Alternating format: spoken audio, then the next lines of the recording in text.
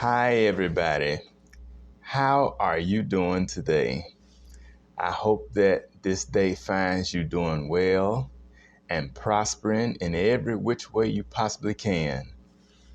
And rest assured that I'm trying my best to do the same thing. First, I would like to take this opportunity to thank you so much for tuning in once again. I really do appreciate it. And as always, I want to welcome you, each and every one of you, to another episode of TJ's Topics. And if you've been watching me all this time, then you probably know who I am by now, don't you? I am TJ. And I tell you, it is such a delight to be with you on today. And keep in mind that this is a special day, so to speak, because it falls in line with Labor Day weekend. And of course, by the time you see this video, we will be celebrating Labor Day, doing whatever we want to do, or if we don't want to do anything, we'll be doing that too. Because I tell you, there are a lot of people who labor in this country, and we work hard. We do the very best we can on a daily basis. And so this day was set aside for us to rest and reflect, think about some things other than work and bosses and co-workers and all that kind of stuff. Our minds have to relax just as well as our bodies. That's very important. Sometimes people get the two mixed up and they think that only your body needs rest. But that's not the case. Your mind needs rest also, because if you're trying to work physically, but you are exhausted mentally, then there are some things that just simply aren't going to be accomplished. So rest is required for both components of ourselves in order for us to be able to function at our fullest capacity. Now, since we are in the midst of this Labor Day weekend, I thought that I would come on here for a short time to visit with you, and I was thinking about something this morning on the day when I tape this, and I thought that I would come to you today and see how you may feel about it. Each of us have had experiences in our lives where we had to abandon certain situations, whether it be a job or a neighborhood or a relationship, whatever the case may be. We've all had to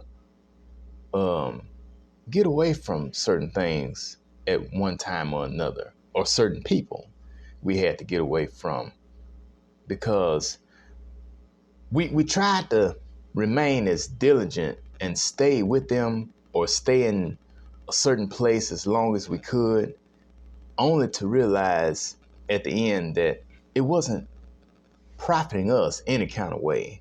We weren't getting anywhere. And those individuals weren't really helping us to reach our highest potential. Therefore, we had to ease on away from them, because the longer you stay in a situation or around a certain individual or even a certain group of people who are causing you more harm than good, the more damage you're doing to yourself. And that's not good at all. So this basically leads into today's topic, which is, it's hard to walk away, but sometimes we must. And really, it is hard to walk away from a place or a person that you've been so accustomed to being around and being with. You've been so used to, interacting with certain people or a certain individual, or you've been used to getting up, going to this place, or going to that place, doing this thing, doing that thing, because you've been at it for such a long time.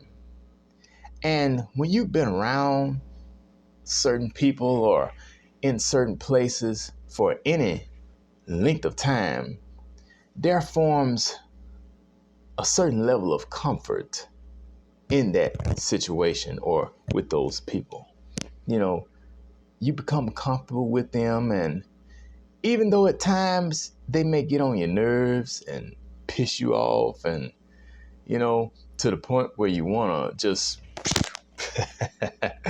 slap the taste out their mouth, but because you have learned so much about these people and you learn so much about that environment till it no longer has the same effect on you that it once did. And because of that, you've learned how to tune out their little issues and dismiss their attitudes, or the certain vibe that you pick up in that particular environment. You just sort of brush it off as being it's just one of those days, for people doing this and going through this and that, because we all go through things sometimes. And starting over is always difficult. It really is. For example, if you move to another city or another state, you can't expect things to be the same way in that city or state as they were in the city or state that you left, because this is going to be a totally different place. You're going to be interacting with different people, and working on a different job, and around different situations, and experience different things happening, and you'll hear different sounds, and oh man, I mean, none of it would be the same. So just like if you leave one job that you've been on for a long time, and you go and start a new job somewhere else, where you got a different supervisor, of course, you got different coworkers, it's a different atmosphere.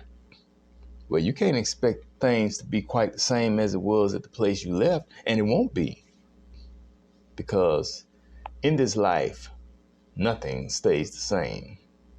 There's a song that says that everything must change. And but sometimes change doesn't come too quickly. There are times when change sort of takes little baby steps, and before it happens.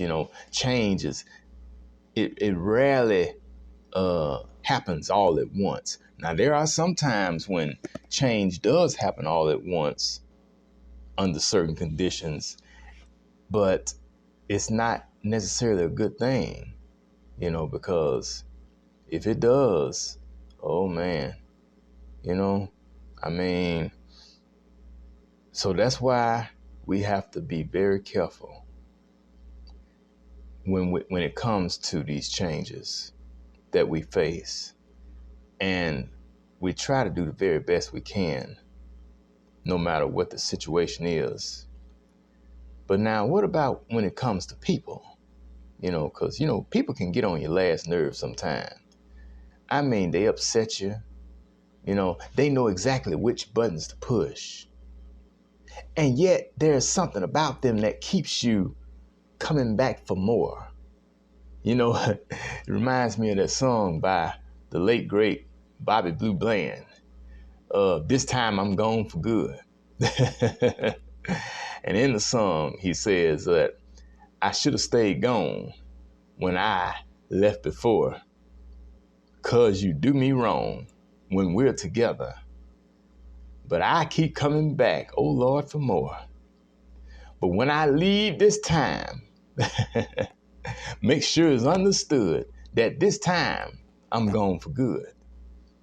See, that's the attitude that we need to have when it comes down to making changes in our lives for our own good, you know, and it's for the better, you know. Change is good if it's for the better. Now, we know all changes are not always good, and they're certainly not always for the better, especially if the changes that are made are going to begin to cause problems, not only for you, but for those around you. Those changes can be a hot mess. But if the changes are going to bring about a sense of newness and freshness, I mean, if they come with new ideas and come with a fresh, new perspective on doing things, then that's fine, you know.